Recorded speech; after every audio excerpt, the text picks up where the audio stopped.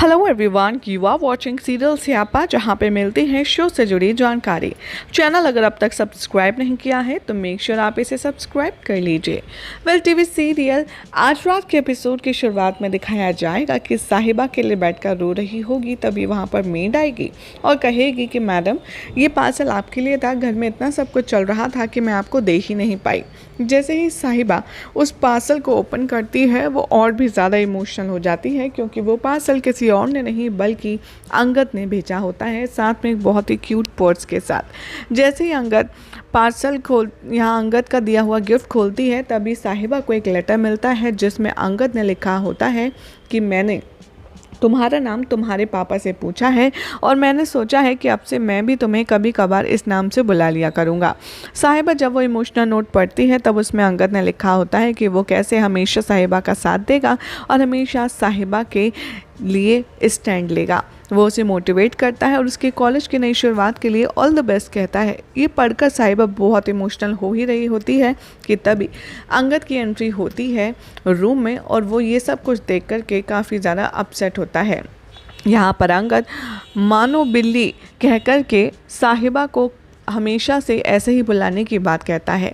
साहिबा अंगद पर बहुत प्यार दिखाती है, लेकिन अंगद बहुत ज़्यादा नाराज़ होता है और तभी यहाँ पर साहिबा अंगद से कहती है कि मुझे तुमसे कुछ कहना है। लेकिन अंगद कपड़े चेंज करने के लिए चला जाता है और उसका फ़ोन आता है। तभी अंगद भागते हुए आता है। उसे पता चलता है कि उसके लॉयर का फ़ोन आया है और वो कहते हैं कि अंगद जी, एक गुड न्यूज़ है, आपकी लगता है अरदास बाबा जी ने सुन ली। कल कोर्ट में आपके दादाजी की पेशी है और ये अमूमन ऐसे केसेस में इतनी जल्दी हियरिंग नहीं होती है। ये समझिए कि कोई चमत्कार ही हुआ है, बट मेरे ये समझ नहीं आ रहा कि जज ने इतनी जल्दी इस केस की हियरिंग कैसे रख दी। इन शॉर्ट सभी लोग बहुत खुश हो जाते हैं और ये सुनकर कि साहिबा की भी जान में जान आती है। लेकिन अंगद को अभी तक ये नहीं पता चल पाता कि साहिबा ही है वो जिसकी वजह से कोर्ट की हियरिंग इतनी जल्दी हुई है। यहाँ पर अंगद को लगता है कि जज ने को मनाने की सारी कोशिश लॉयर ने की है और इसीलिए वो उन्हें कॉन्ग्रेचुलेट करता है। यहाँ पर जज की बातों से इत्तेफाक रखते हुए लॉयर कहता है कि झूठ नहीं बोलूँगा, मैंने कुछ नहीं किया, लगता है कोई चमत्कार ही हुआ है।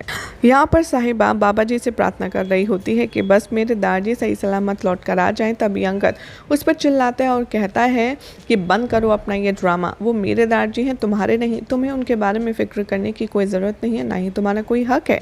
साहिबा यहाँ अंगद से बहुत ही ज़्यादा इमोशनली कनेक्ट होती है और वो कहती है कि एक बात बताऊँ अंगद, क्या वाकई में तुम्हें लगता है कि मैं क्रिमिनल हूँ? क्या वाकई में तुम्हें लगता है कि मैंने ये सब कुछ किया है? अंगद कहता है कि तुम मुझे एक बात बताओ, अगर यही सब कुछ मैंने तुम्हारे डैड के साथ किया होता, मैंने ऐसा ही कोई फेक वीडियो दिया होता या कोई ऐसी बयानबाजी कर रहा होता, तो क्या तुम मुझ पर भरोसा करते? मुझे तो ये समझ नहीं आ रहा साहिबा कि अगर तुम्हारे दिल में हमारे लिए इतनी नफरत, इतनी कड़वाहट थी तो तुम झूठे केस में मुझे फंसाती ना। दादाजी को क्यों इन्वॉल्व किया मेरे खिलाफ? तो तुम्हारे पास कई सारे बहाने भी थे।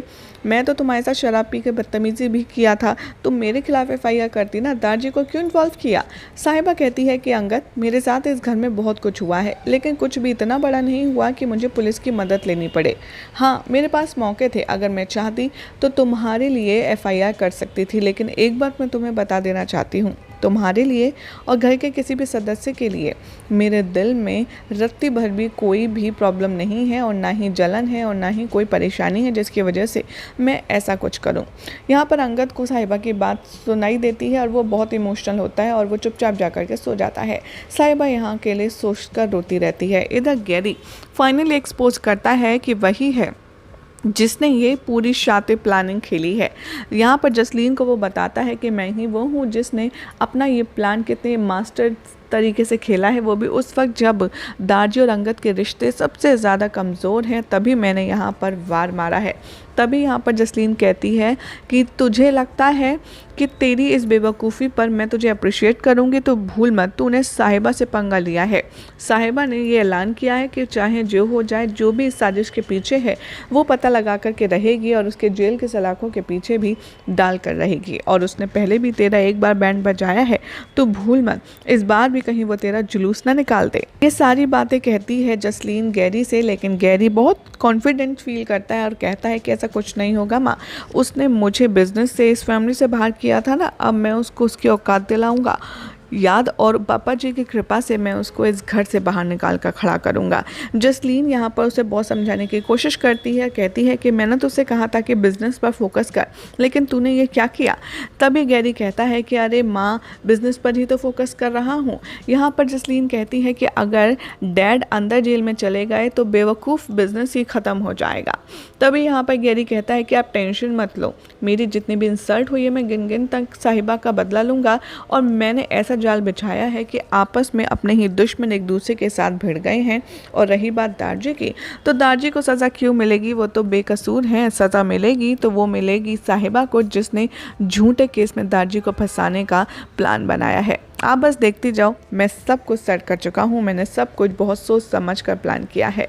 यहाँ पर सीरत के चक्कर में और साहिबा के चक्कर में ना फंसने के लिए गैरी को सजेस्ट करती है जसलीन, और कहती है जो कुछ करे सफाई से करना, क्योंकि अगर इस बार तू पकड़ा गया तो मैं भी तुझे नहीं बचा। अगले दिन का सीक्वेंस दिखाया जाएगा जहाँ पर सभी लोग कोर्ट में पहुँच जाएंगे और इंदर अंगद से कहता है कि अच्छा हुआ जज साहब ने ये हियरिंग प्राइवेटली रखी है, नहीं तो हमारी इज्जत का और कचरा हो जाता। यहाँ पर साहिबा के सामने दारजी आते हैं, लेकिन उसको इग्नोर करते हैं, अंगद से भी मिलने से मना कर देते हैं। हियरिंग शुरू होती है। जज कहते हैं कि वैसे तो इस केस में बहुत सारे लूप होल्स हैं। एक तो ये कि पहले मिस्टर बरार आते हैं मुझसे मिलने अपने दारजी की बेल के लिए, और फिर कोई दूसरा शख्स आता है इसी रिक्वेस्ट के साथ कि उनके दारजी को छोड़ दिया जाए। अगर मैं चाहूँ तो इनको एविडेंस को बरगलाने के इंसाफ में कंप्लेंट के तौर पर ले सकता हूँ, लेकिन मुझे एक बात तो समझ आ गई है कि दारजी की बिगड़ती तबीयत को देखकर और उनके लिए अभी कुछ पुख्ता सबूत ना मिलने पर हम उनको बेल देते हैं, लेकिन उसका मतलब ये नहीं है कि सारे चार्जेस हट गए हैं। जब तक ये चार्जेस नहीं हटते मैं उम्मीद करता हूँ कि आप लोग कोऑपरेट करेंगे और शहर से बाहर नहीं जाएंगे। यानी कि जज ये बात तो क्लियर कर देते हैं कि अंगद के अलावा यहाँ पर साहिबा भी थी जो जज से मिलने आई थी, अंगद के पीछे से दारजी से रिक्वेस्ट करने आई थी। यहाँ पर इन शॉर्ट दारजी को बेल मिल जाती है, सभी लोग बहुत खुश हो जाते हैं। साहिबा भी पापा जी का धन्यवाद करती है, लेकिन अंगद और दारजी साहिबा को एक फूटी आंख नहीं देखते और उसको इग्नोर करके चले जाते हैं। यहाँ पर साहिबा खुश है, लेकिन दारजी कहते हैं कि घर ले चल। जैसे ही घर पहुँचते हैं दारजी, वहाँ पर बेबे आती हैं और बहुत खुशी से उनके गले लग जाती हैं पैर छू करके, और कहती हैं कि आज मुझे पता चला वनवास का क्या मतलब है, आप नहीं हैं तो मैं तो जिंदा ही नहीं हूँ।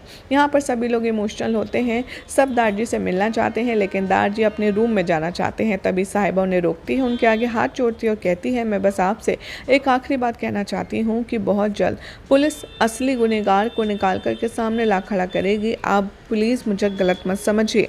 यहाँ पर दारजी साहिबा पर चीखते हैं और कहते हैं तू क्या चाहती है, एक बेल के बदले मैं तेरे पैर पड़ूँ, तेरे पैर छूँ, यही चाहती है।